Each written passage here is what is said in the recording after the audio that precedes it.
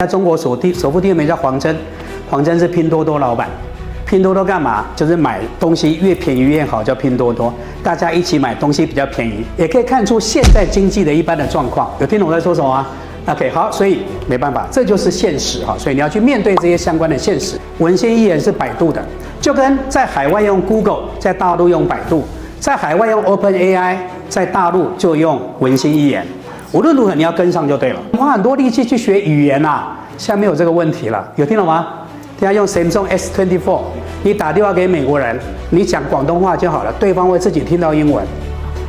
日本人打电话给你，他讲日文，你自己会听到广东话。